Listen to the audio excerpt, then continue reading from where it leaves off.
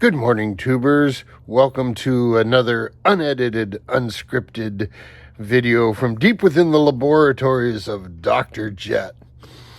One of my, I don't know, what is it, maybe 20 or 30 viewers now, asked me to do something guitar related. You know, I do guitar stuff and some boat stuff and some airplane stuff and a whole lot of other stuff. Anyway, one of my customers brought this partially completed guitar in. And if you... Welcome back, tubers. I got this guitar open and I thought I'd share some thoughts with you. The good, the bad, and the ugly. Let's talk about the good. Looking at these are gray bobbined pickups. These are usually the 62 Strat pickups. It's got the vintage cloth insulated wiring on it, so that tells me these might be pretty decent pickups. They're not your cheap, ceramic magnet Squire pickups. These are at least something decent, and probably 62 Strats. The solder joints here, well, they could be a little better. And in fact, while I'm talking, I'll heat up the soldering iron. I'm going to solder that one ground a little bit better, because I just don't... You got to heat up the darn pot to get the solder to stick, You can't just put a blob there. And the wiring's kind of haphazard throughout here. I like to twist things up and keep them a little neater, but you know what? This is his guitar. I'm not going to change too much of it other than that cold solder joint, and this looks pretty ugly here too. There's a lot of interesting features in there. I like how he buried the neck plate here. That's kind of unusual. I had to notch it for his attachment screw here. So there was some thought in here, and then there was some cobbling together, so it's definitely an interesting guitar. Very interesting indeed.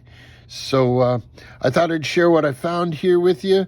I'm going to go ahead. Let's see if we got temperature up here. Let's see if I can just remelt that. Let me get a hold down tool. Here's a good hold down tool right here. We'll hold this down, and I don't have my maggot frying glasses on to do this.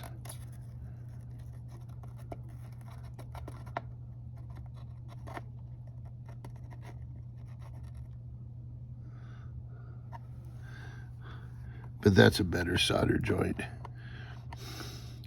At least the solder flowed onto the pot and didn't leave a big blob there.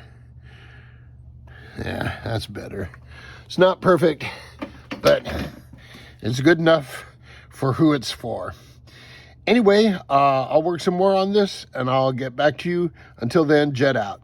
Okay, Jet back here to talk about one more thing.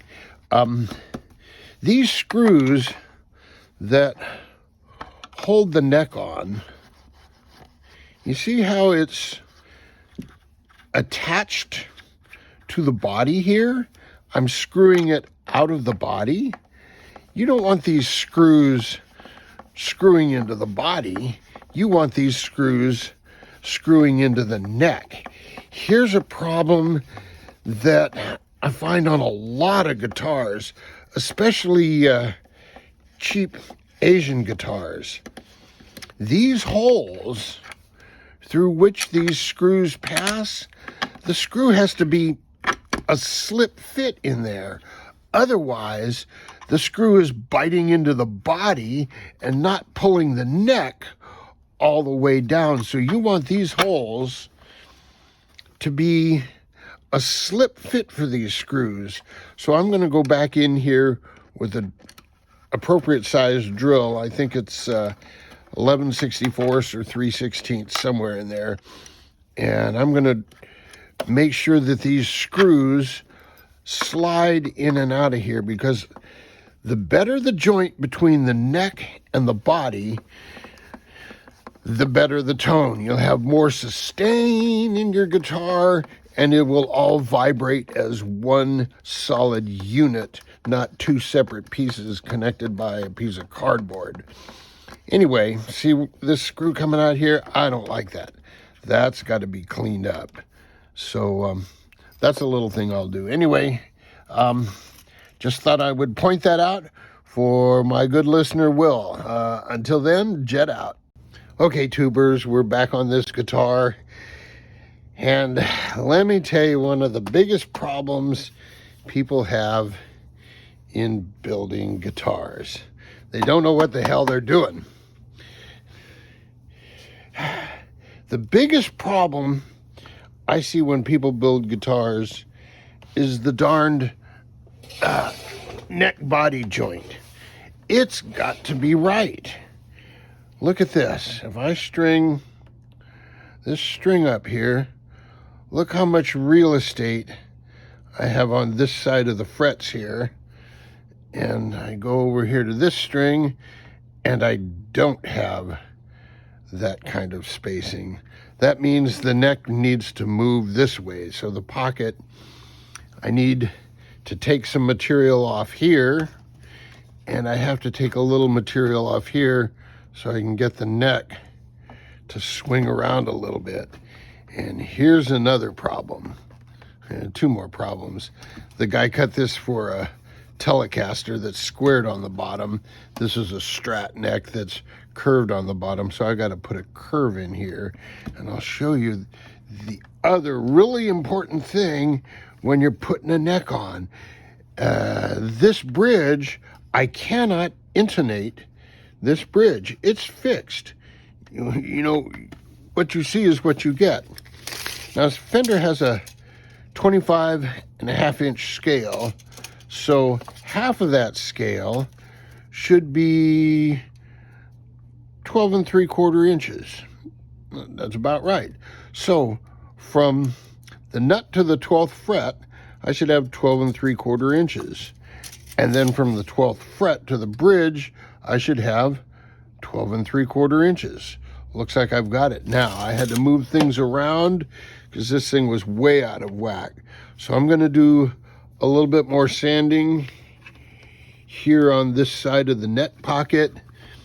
Do this a little more so I can cock the neck over there.